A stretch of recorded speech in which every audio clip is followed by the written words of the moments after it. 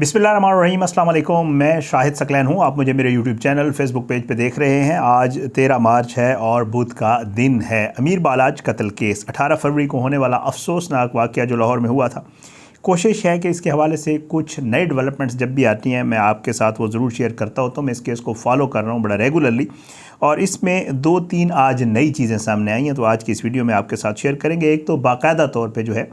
वो जो अमीर बालाज के भाई हैं अमीर मसहब, उनका जो ततिम्मा बयान है जो उन्होंने पुलिस को दिया है, उसके हवाले से थोड़ी सी बात करेंगे। तीफ़ी बट की कत्ल के वक्त मौजूदगी के ऊपर पुलिस बड़ा काम कर रही है और तीफ़ी बट के हवाले से कहा जा रहा है कि जब अमीर बालाज का कत्ल हुआ तो उस वक्त तीफ़ी बट मौजूद था वहाँ पर और पुलिस जो है वो अब इस चीज़ के ऊपर काम कर रही है क्योंकि पुलिस को ये यकीन हो गया है कि तीफ़ी बट वाकई वहाँ पर मौजूद था। अब पुलिस को कुछ मज़ीद चीज़ें मिली हैं जिनमें कोई 10-10:30 के आसपास की एक जो है सीसीटीवी है और एक जो है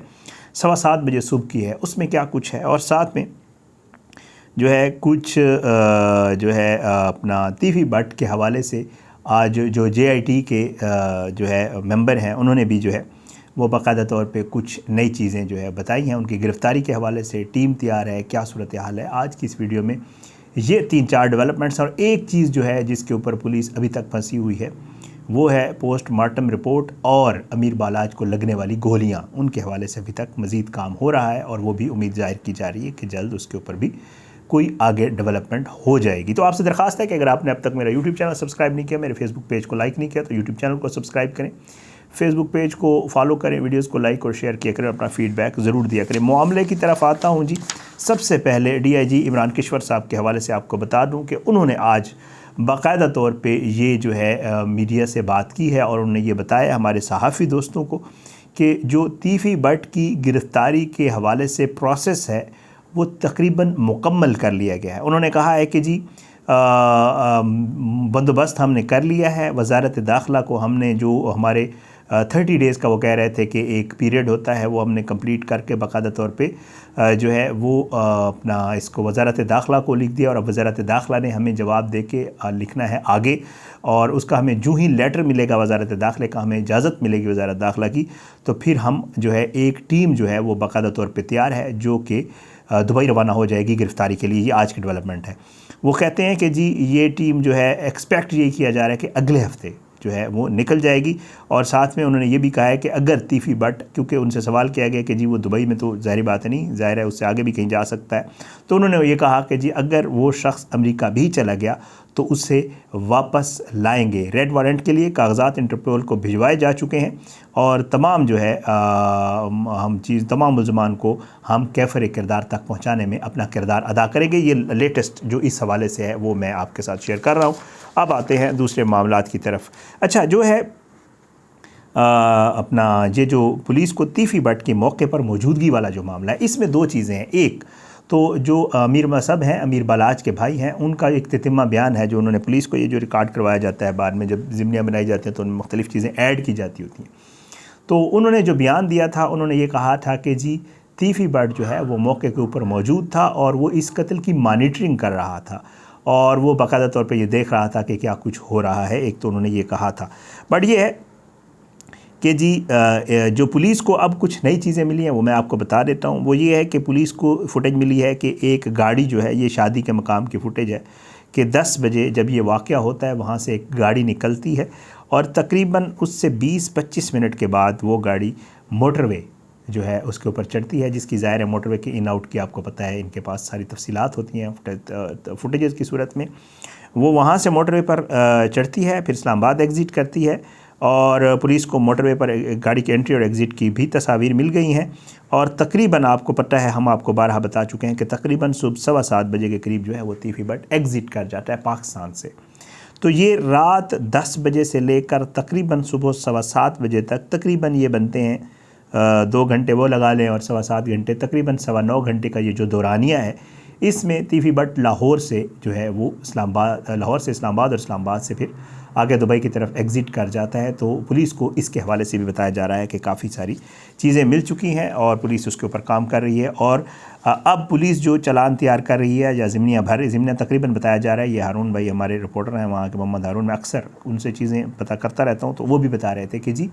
ये जो ज़िम्मेदारी वाला मामला है तकरीबन पुलिस भर चुकी है और जल्द ही चालान जो है वो बाकायदा तौर पे प्रोसिक्यूशन डिपार्टमेंट में जमा करवाया जाएगा। प्रोसिक्यूशन डिपार्टमेंट चालान को चेक करेगा, कोई गलती वापस भेज के ठीक करके उसके बाद अदालत में जमा करवाया जाएगा। और साथ में ये भी उन्होंने बताया कि जी मुल्ज़मान को भी जो है वो अगले 2-3 रोज़ में, मतलब वही नेक्स्ट वीक में मामला चला जाएगा, तो अगले उसमें जो ये मुल्ज़मान इनके पास मौजूद हैं, जिसमें हसन शाह है, मोहम्मद सुहेल मलिक है, मलिक सुहेल और भी जो गिरफ़्तार हैं, इसमें हारून है, अली है, हसनैन है, बहुत सारे मुल्ज़मान हैं, सबके नाम में हम आपको बारहा बताते होते हैं। तो उन तमाम मुल्ज़मान को अगले आने वाले दिनों में जो है वो पेश कर दिया जाएगा जनाब अदालत में। अच्छा, इसके बाद जी